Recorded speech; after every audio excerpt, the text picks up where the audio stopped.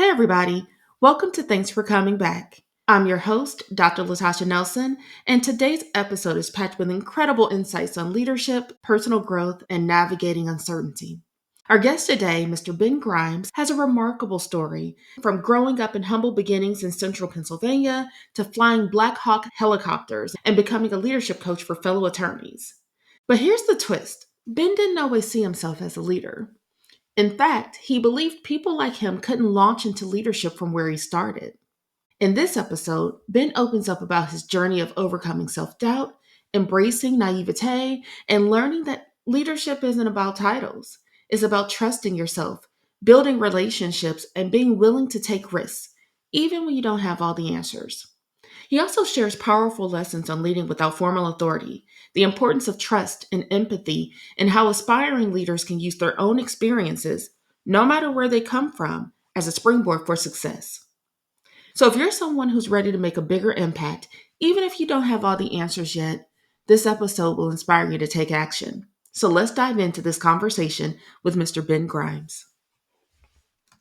Thank you so much for being with us today. And I have to ask, just to kick off, you shared that you didn't believe that people like you could launch into leadership from your background.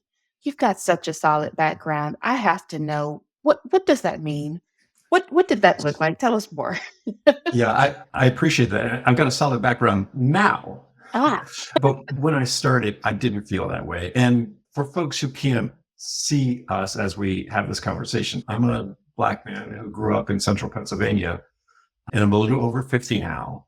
And so I was growing up for real, like in the early 80s in central Pennsylvania, was not a place where you saw a lot of successful Black men, kind of anywhere. And it's not to say there were none. And I had a handful of role models that I looked to. But when I was growing up, my family, I grew up in a single parent household. My mom was a social worker raising four kids on her own.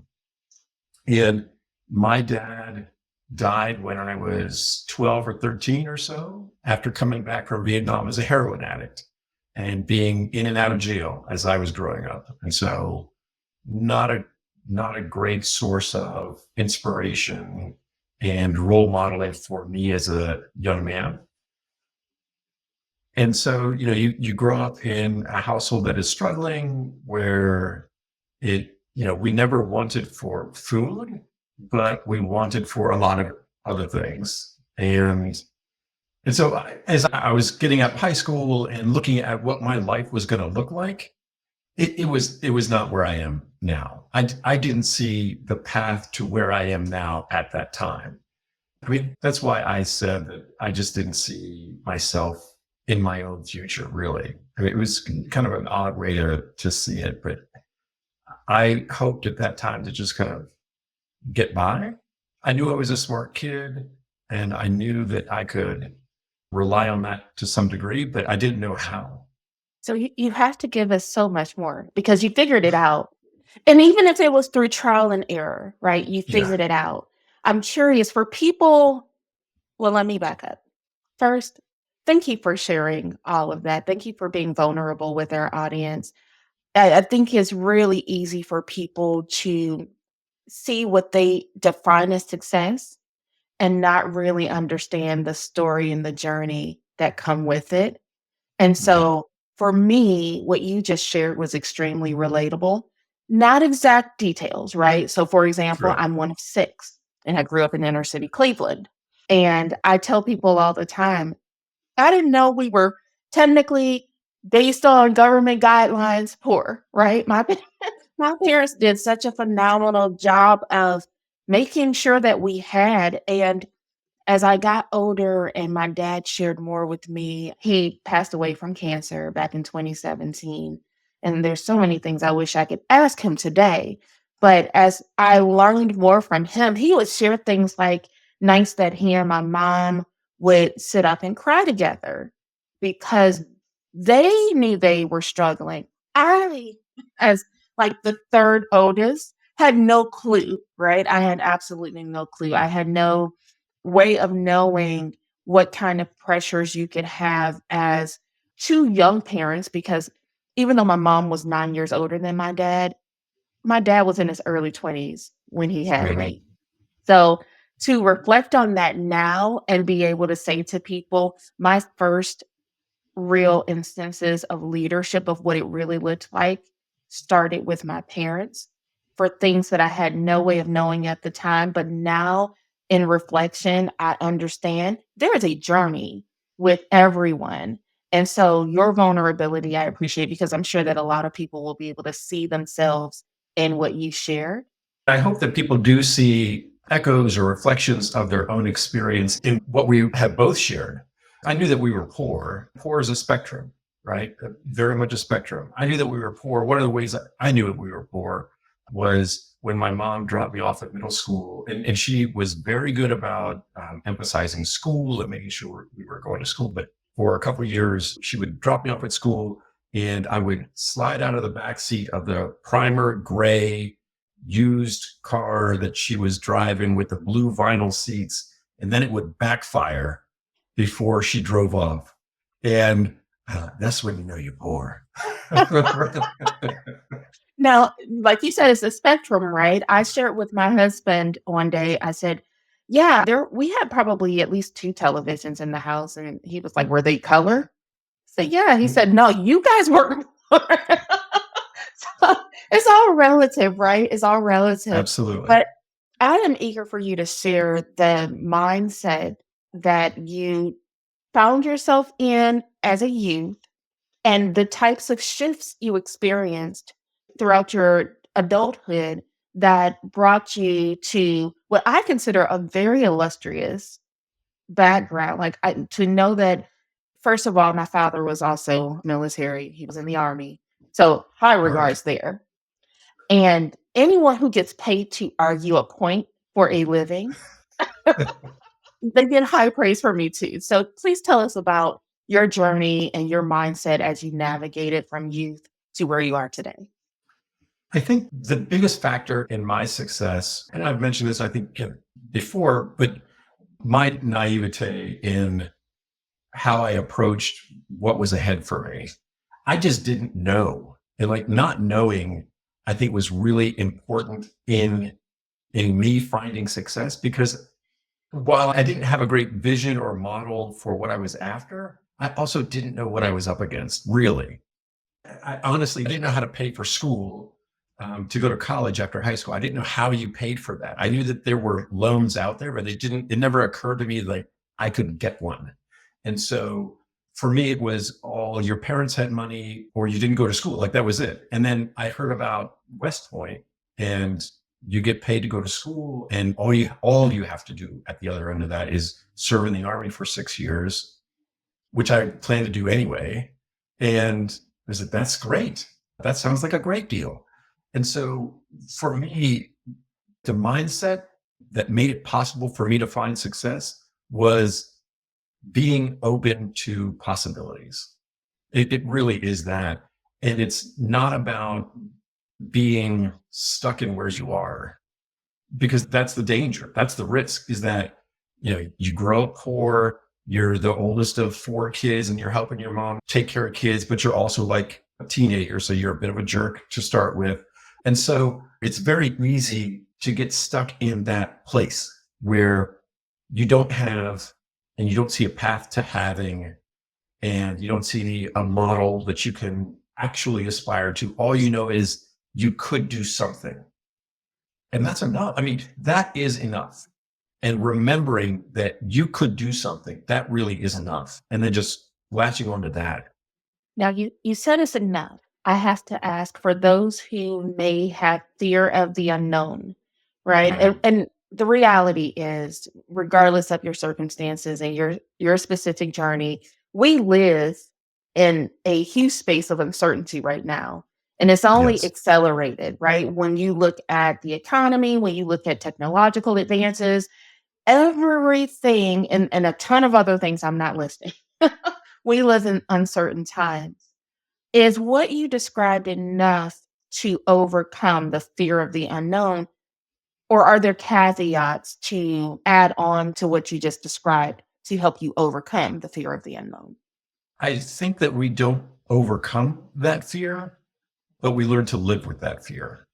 And that fear is balance. It's never overcome. It's never gone, but we learn to balance it and we learn to live with it because we have, we cultivate an optimism about what's possible for ourselves, even if we don't have the money, the resources, the education, the experience we think that we need. We have the optimism of possibility. And because of that, we're not fixed on a particular path. I think like most folks coming out of high school, like I had some aspirations about what, in an ideal world, what would I be? I would be a marine biologist and an astronaut, right? Like or a teacher, or like whatever it's going to be. We have an idea of what that is. But if you ask people, my age, my mom's age, did you know when you left high school that this is what you'd be doing? No, there's no way I would tell you that this is what I would be doing. But it's the optimism, it's that power of optimistic possibility and belief that we will find a way, even if we don't see the way right now. The way will become clear to us. And that allows you to embrace risk and embrace that fear of the unknown, to say, look, this is going to be scary. But at the end of this, because I'm making the choices that I'm making now, because they are choices that are grounded in what I believe is going to help me, they will result in a positive outcome. It's not about overcoming fear. It is really about living with fear and counterbalancing fear. It's really, I think, ultimately a faith in ourselves and a faith in the choices that we make. Because we don't see the outcome. We don't see the end of the path. We don't see where we're going to land. There's no way I would have predicted that I would be here when I started on this journey, a long time ago.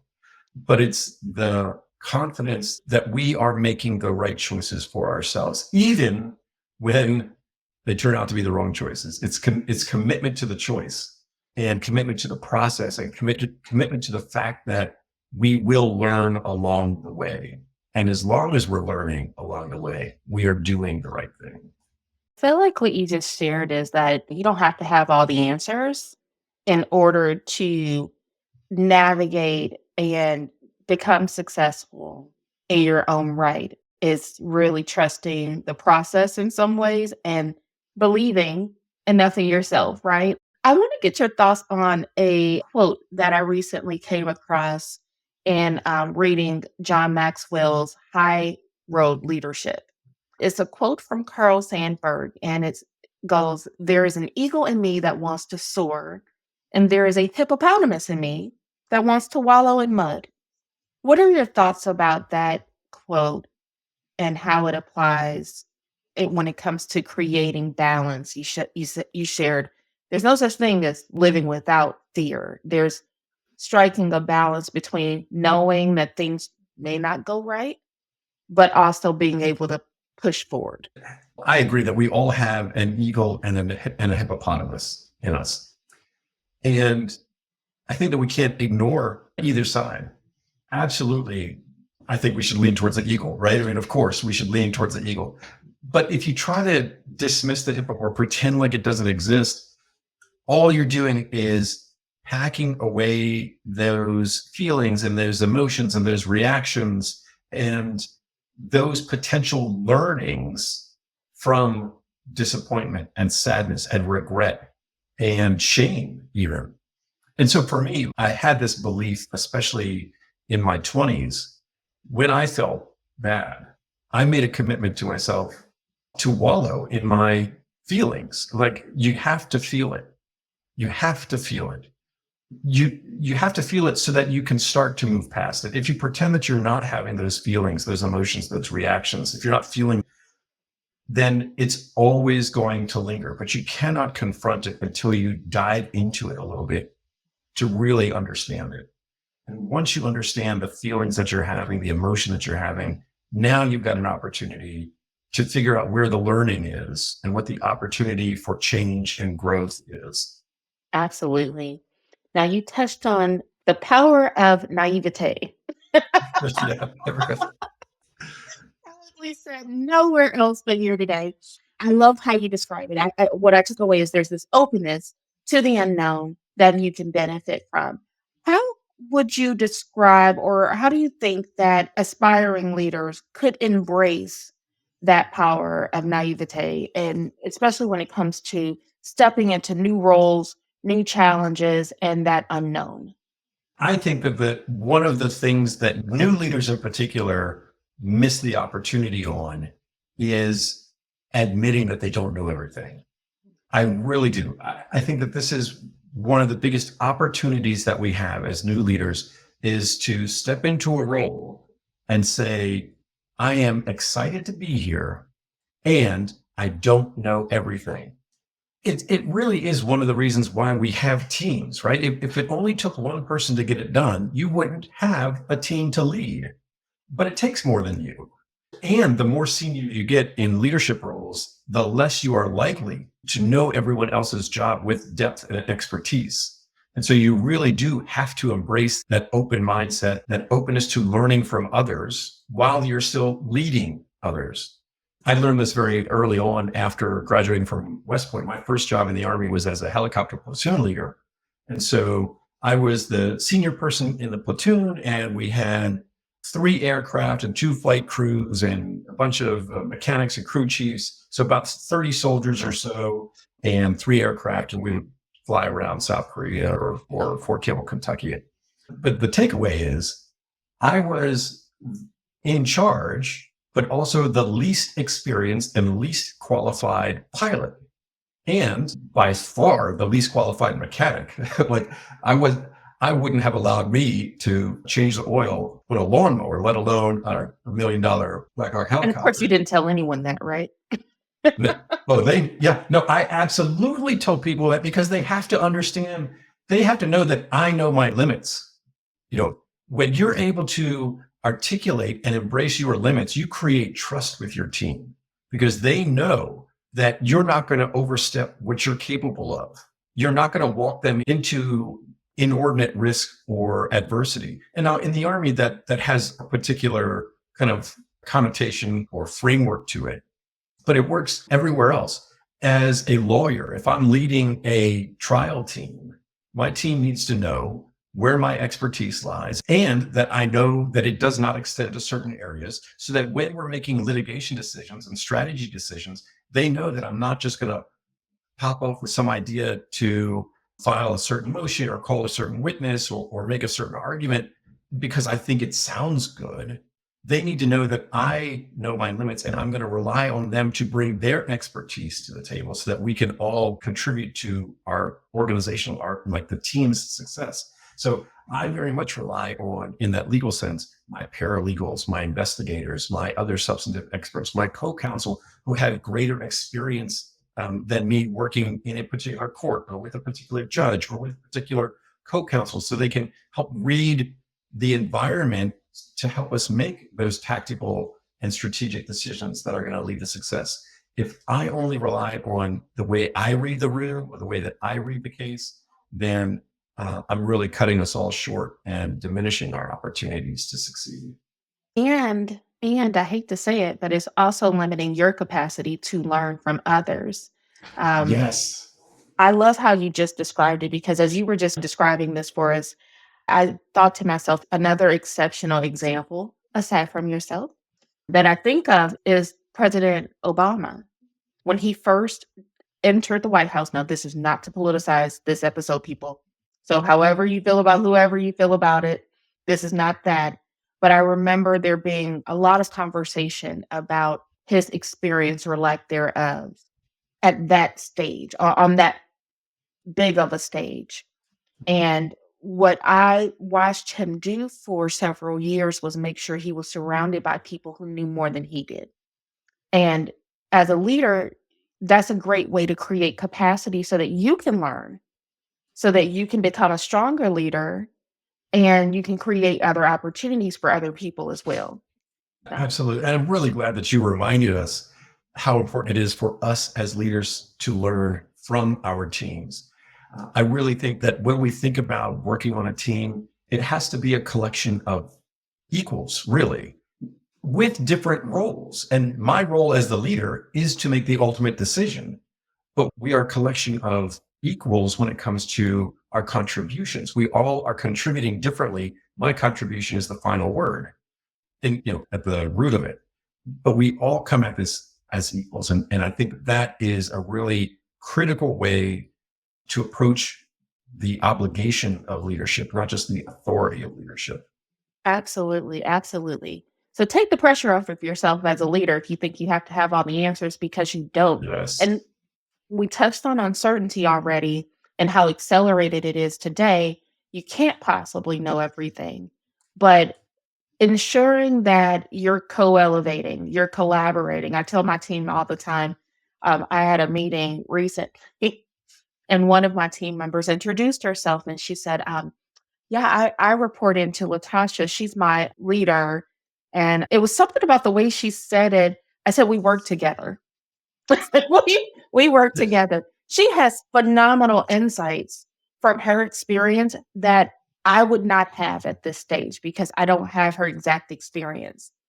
And vice versa. There are certain things that she may lean into me for.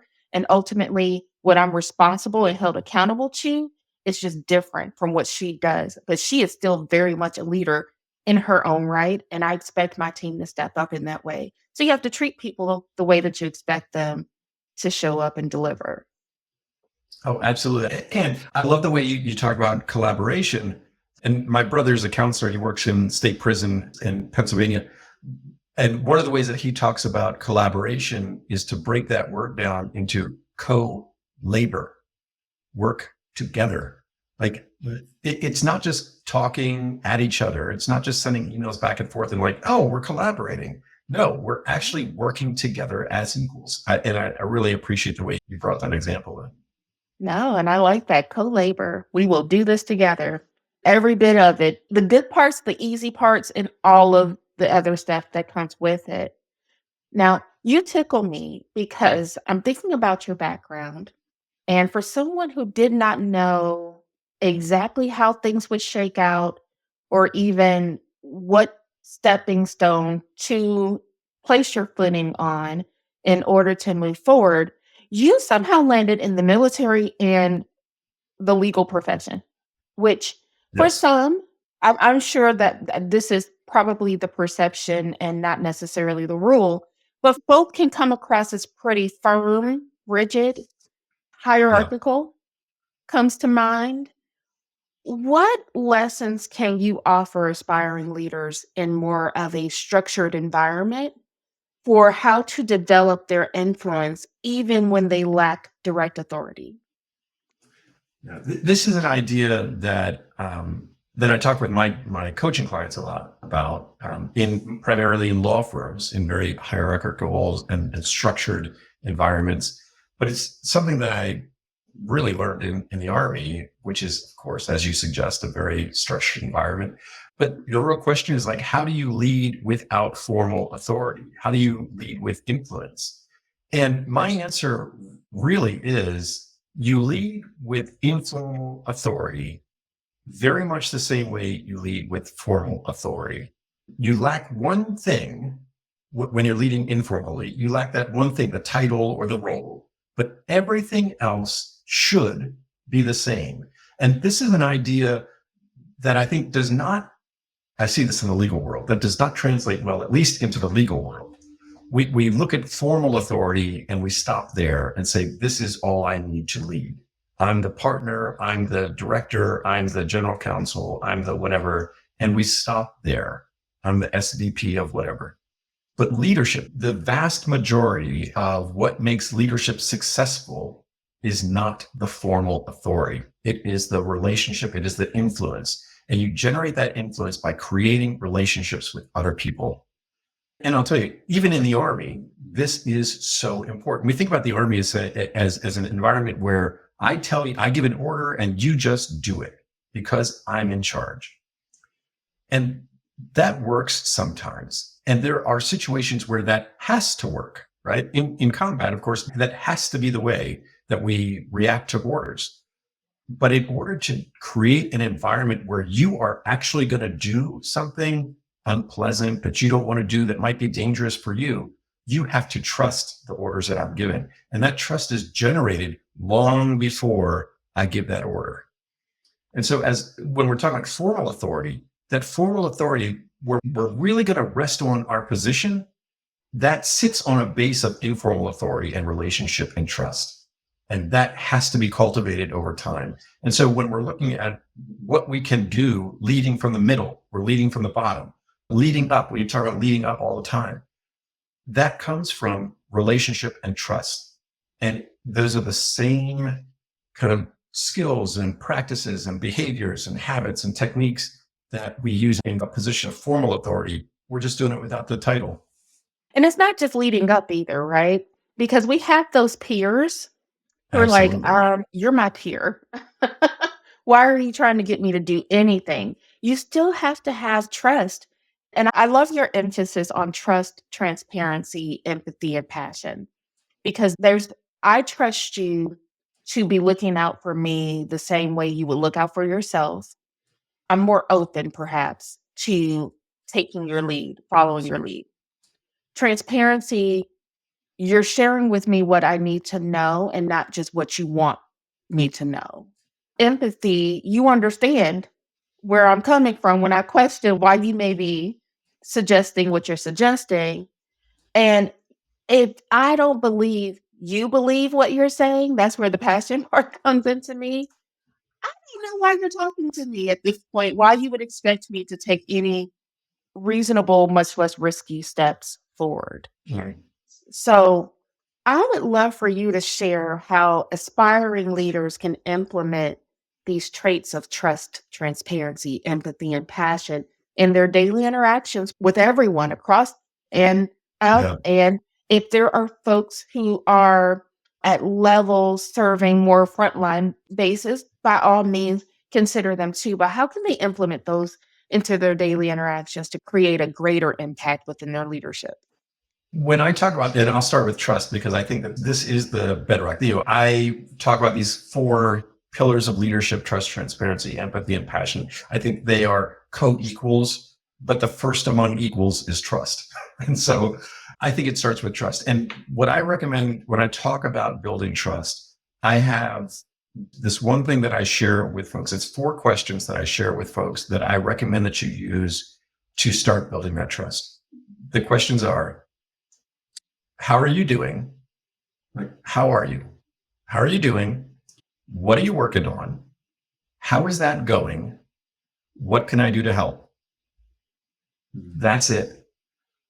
And those are questions that you ask with curiosity. And so it is really about asking curious questions. Asking a question about how you're doing allows you, if you choose, to share with me not just how you slept last night, but like what's going on in your life? How are your kids? What are your parents up to? Like what other things are on your mind that might be a factor in what you're bringing to work, to the office, to the family, to the meeting, to the Cub Scout jamboree, whatever. How are you doing? What are you working on? And particularly as a supervisor, from a supervisor's perspective, that should not be, the question is not, are you working on that thing that I gave you?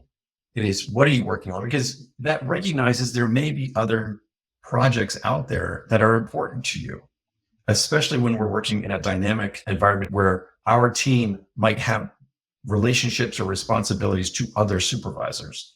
What are you working on? How is that going? Again, open-ended, just curious. And that might lead to what you enjoy about it, what you don't enjoy, where you're stuck. The final question, how can I help? Or what can I do to help? Again, is an open-ended question. It should not be, would it help if I did X? Because then you're inserting yourself into their decision. You're taking autonomy away from them. And so an open-ended question like, what can I do to help? The answer might be nothing. The answer might be, let me think about it and get back to you. But you're giving them autonomy over how they resolve the tension in the project, if there is any. And you're demonstrating trust. And so when I think about trust, it's not about what can I do to earn your trust. Trust is not something I get. Trust is something that we give. And so if I want you to give trust to me, particularly as the leader, but if you're talking about peer leadership or leading up or, any type of leader, the leader goes first. And so if I hope that you're going to give me trust, well, I got to go first. I got to show you trust. I got to give you trust. And so that's where it all starts for me. And from there, these small questions can lead into broader conversations. They can be as short as 2 minutes as a part of a check-in at a meeting. They could be a 15-minute coffee with your friend to talk about peer leadership and peer relationships.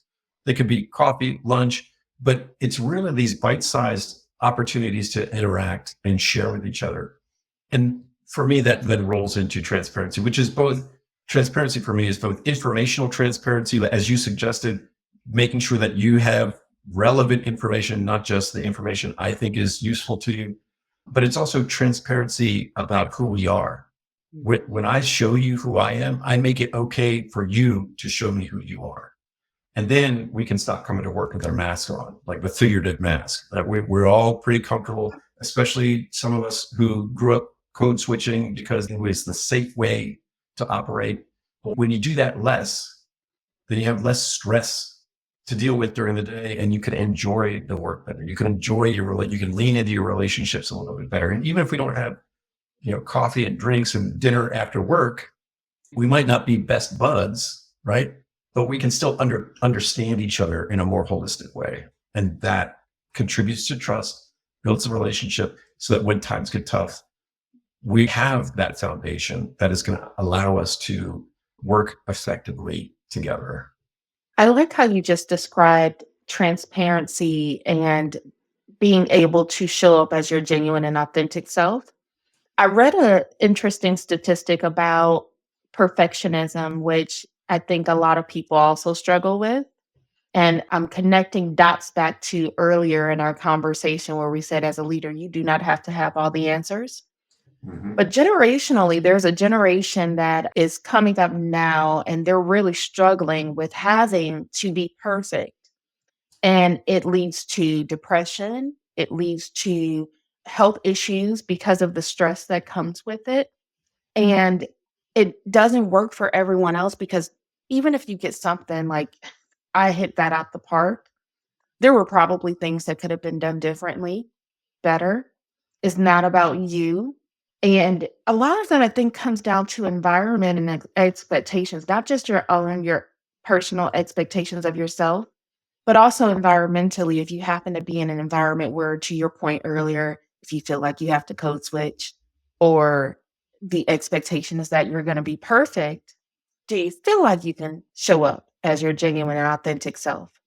What are your thoughts on how you can navigate or suggestions for people who may find themselves in an environment where they can't show up as their genuine and authentic self, and by extension, can't show their team members who they are authentically? I think an environment like that, it really depends on where you are in the system, right? In a system like that, it really depends on where you sit. If we look at like an org chart, that is your traditional pyramid org chart. If you're at the bottom of the pyramid, there's not a lot you can do, quite frankly. You can influence your own little bubble, and you can develop habits and practices that protect your own well-being and might radiate out to the folks that you interact with the most. In an environment for which the culture does not allow that, culture change at that level really needs to start at the top. And it really takes an interested senior leadership team to want to recognize that they have an environment like that. And so there are tools that they can use to discover that, but they have to want to know how they're doing. If they don't want to know how they're doing, quite frankly, I think my recommendation is find a different environment. I think that those cultures are you suggesting bound. to become that eagle and soar? Yes. I mean, you're exactly right. Yes, absolutely. Because those types of cultures, I think, are bound to fail. And that may sound presumptuous, especially in the legal field, where some of the biggest law firms in the world are very rigid and do not give their attorneys and legal professional staff the opportunity to come to work and be themselves, or to come to work and learn by doing, which includes failing. Learning requires pushing the boundaries. And when you push the boundaries, you are inevitably going to not get something right. And it's a matter of scaling that failure, like failure at the right scale that is acceptable risk for the organization, but still offers some learning. If we only ever do things that we know how to do, well, you're never going to become a great lawyer or great leader. You can't evolve, You right? can't evolve. If you only do things that you know how to do or that you're comfortable doing, you're never really challenging the status quo. You're assuming that all of your variables remain the same. You can't account for certainty when, there's nothing that's certain at this point, right? Yeah. Everything is subject to changing. So Yeah. So if you're in a situation, if you're in a culture, an organization that is unwilling to see itself and see its challenges and make some change, go someplace else, because that organization is not going to survive in the long term. And if it does, is that a place you want to be a part of? I mean, I think part of finding your eagle wings is realizing what you will put up with. I mean, really, it really is kind of that simple. Like, what are you willing to put up with? What what are are you your gonna, boundaries? what are your exactly? What are your boundaries? And we're all going to make choices. Sometimes we're going to make choices that we wouldn't make because the money is really good, or it gives us an opportunity to work with a particular person or in a particular city, or because it looks good on our resume. And maybe later that's going to be that we find that really important to us. All of that is perfectly fine, so long as it's a choice. But when it's inertia rather than a choice, that's when I think we start to do ourselves a disservice. Absolutely. Absolutely. I agree with everything you've just shared. I think it shows, how did you describe this? The co-equivalency of each of these traits. Yeah. Because to your point, if you're part of a system where your senior leadership is not interested, does not explore, just starting with those day-to-day interactions you described, right? If you're asked, how are you doing today? And you don't feel like you can give a real answer, or you feel like you have to give the answer that's expected, then that's not real trust, right? That's fabricated. That means that there's no level of transparency, right? At those levels in that interaction. It's difficult to empathize with something you're not aware of, right? Now, again, everyone is very different. Everyone is uniquely gifted. And so you may fit in perfectly in an environment that someone else may not. And that is okay. You need to establish your boundaries. And when warranted, allow yourself to wallow in the muck like the hippopotamus, if that's what you feel like you need to do. And also be open and willing to the uncertain and soaring, spreading those wings if you need to. I love this. Absolutely. We went very philosophical. That's good. That's how that's how I like it. That's how I like it. Nice, nice. Now, as we're wrapping up here, I would love for any other advice you might have for aspiring leaders who might be listening and they're feeling a little unsure about their leadership potential. What's one piece of advice you'd leave them with as they work through their boundaries, how they show up, opportunities as they consider different opportunities for growth and impact? What final advice would you give them? When I talk with young leaders, one of the biggest challenges that they face is a lack of confidence in, because they haven't had this sort of opportunity before. They don't have the right schooling or experience or job history. And what I like to remind them is that their unique history is the proof that they are ready. They may not have done this thing, but I guarantee that we have all had experiences that speak to the thing that it is we're worried about. So if we're worried about taking on a leadership role because we've never been a manager of a team before, well, then you need to think back to, when you grew up with 5 siblings, right? 5 siblings take turns being a leader. And it doesn't matter if you're the oldest, although as the oldest, you might be in that role more often, but everybody's going to get a chance to lead that team and motivate and inspire and deal with conflict and have difficult conversations. We've all got these experiences, and it's a matter of taking some time and thinking about what the next step is going to require, and then looking back at our history and saying, yeah, I did that. And it may not look the same. I wasn't wearing a name tag that said team leader, but I have this in my history, whether it was in the family or in school. And sometimes it wasn't even the good stuff, right? Sometimes it was leading the revolt on the basketball team. Leading the opportunity for change is what I heard. Leading the opportunity for change. Yes, yes, exactly. But it's a matter of looking at all of our experiences from a different perspective and finding the relevant value in them. Now, I can't let you go without you sharing how we can stay connected and where we find out about all your awesome work. So the best place to find me is on LinkedIn. Just search for Ben Grimes on LinkedIn. Everybody, please feel free to reach out to me directly by email, ben@bkgleadershipcoaching.com. And you can imagine then that my website is bkgleadershipcoaching.com. I do one-on-one executive coaching for new law firm partners who are struggling to balance all of the new responsibilities of partnership and still billing time and finding clients and managing the rest of their lives. So that's what I do primarily, but I also do some speaking workshops. If you stop by the website, I've got a tool to help take a snapshot of where your leadership is and where you can put some energy towards refining it. I'm happy to share that for free.